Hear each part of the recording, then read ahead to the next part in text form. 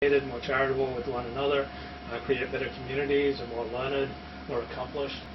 More learned statistically, I suppose. All the things I just said are all statistical. I don't think Jews are no, I do not think that the Jewish community is, for example, a more intellectually compelling community than others I've encountered. No. Like, who do you think would be our equals intellectually? Well, I told you before that in high school, if the choice was between going to my conservative synagogue or going to my Korean friends' Oriental Baptist church, the Baptist church blew synagogue out of the water. You think it was more intellectual? I think it was more ambitious. It was more serious about. It was more intellectually ambitious, or they were really serious about, this is what we've got, this is the scripture we're looking at today, and let's figure out what it's got and how we can use it, and let's really really look at the problems. Those are puberty. No, that's because I smoke unfiltered Camels. I do that because I want to be seen smoking unfiltered Camels, and it's never too late to start smoking. No, that's a joke. No one should smoke. But yeah. So and whereas in a lot of Jewish or Judaic contexts, I feel like it's not so much about that, like that really aggressive pursuit of truth, and kind of it's more about navigating a social environment, which is a sterile experience to me. Do you think there's such a thing as sin?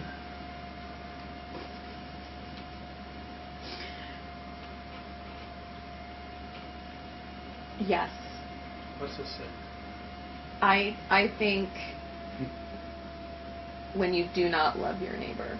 I think that's the only sin. But, I mean, basically, the Ten Commandments are playing out that one sin, playing out ways in which you can sin in that way. I mean, that's what I think. Right. Do you think there's such a thing as sin? I mean, you don't believe in God, so how can there be sin? Well, I don't know. My natural I science. didn't say you denied. Yeah, I don't know what the question means. I guess is what it comes down to. Right? Yeah. You can't really believe in sin if you don't really. No, I believe in my own. No, I prefer certain behaviors to others. Put it that way, and I feel very strongly about some of them. And Dennis Prager is very lucky because he too has strong preferences, but then he says, no, it's not me. Like, it's the Torah.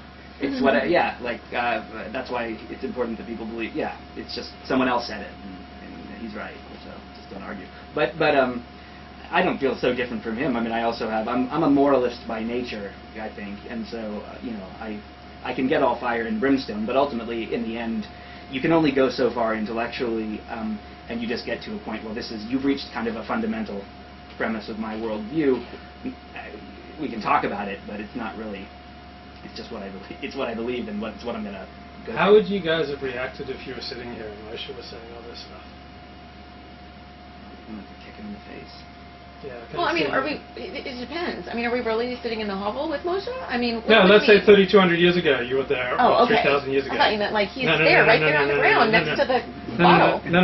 3,200 years ago, let's just take this as historical truth.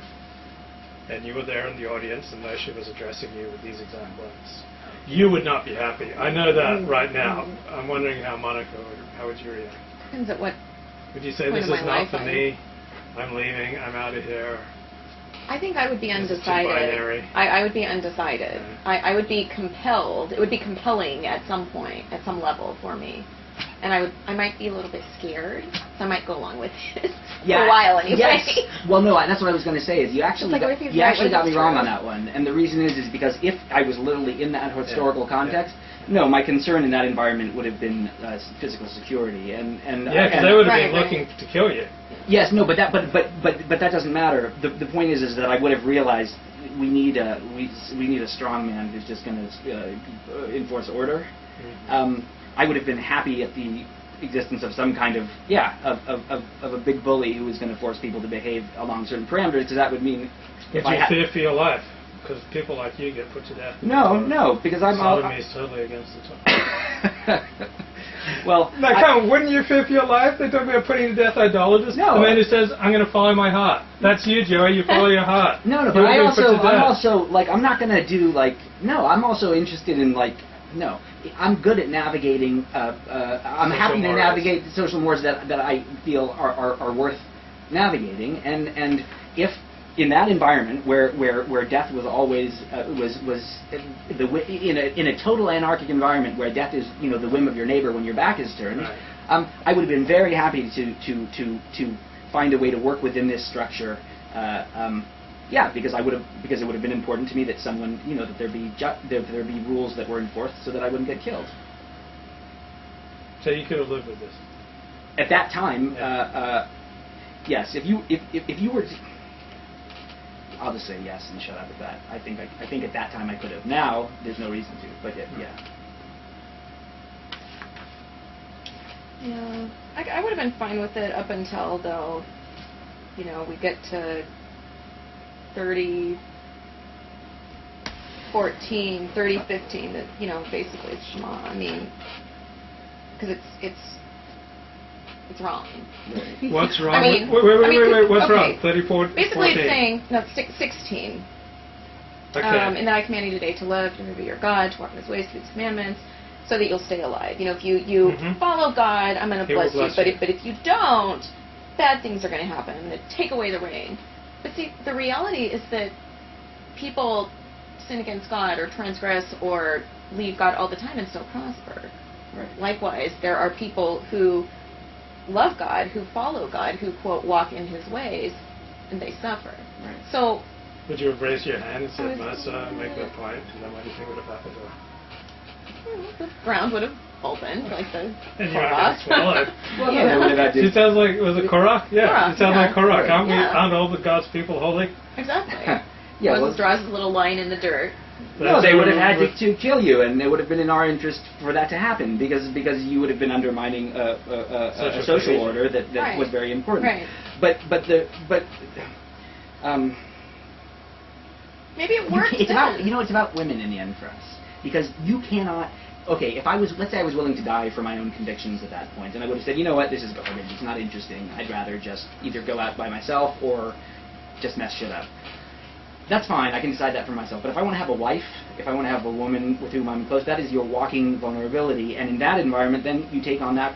I can't get without this at that time. I can't have a woman that I care about, and I can't live without that. So yeah. Yeah, stability. I mean, that's why people get nostalgic for Saddam Hussein or for the Soviet Union. Not because those were intrinsically good structures, because it beats the shit out of chaos. Right. In many ways, though, this is a reflection of. I mean, it's the. Eleven else writes about this too, but it's like a. What we see depicted here is the God of children, not the God of adults, right? The God of children who need rewards and punishments doled out because they don't know how to think like adults. I think that's what we see here. And that's why to stay primitive. here, I think, I don't know, primitive has negative connotations. But the God of children doesn't? No, it's natural to be a child at a certain point. It's beautiful. It's wonderful. It's a period of growth and development. But you've got to keep going. Right. Talking about Kohlberg, like Lawrence Kohlberg's philosophies of like the very lowest level of moral behavior is to do something because you're told to do it. Right. And the very highest yeah. is to do something because you think it is right. I guess. I mean, I don't know that writer, but I mean, it sounds similar. I mean, we populate the heavens with, our own idea. I mean, an idea of God based on our own desires or needs or whatever. And so at this point in time, this reflects the needs of these people. So every time God shows up in Torah, He's different, right? Every single time. But that's just you're saying that's our conception. That's not God speaking to us. This is all us speaking. I think it's both, if that's possible. I think it's both. I think it's God speaking at this time, but then it might just be the God we've put in the heavens and the words we've put in His mouth. I don't know. I'm not saying it is. I'm just raising that as a possibility. I just, before I forget, I just want to add one thing to the idea that this is child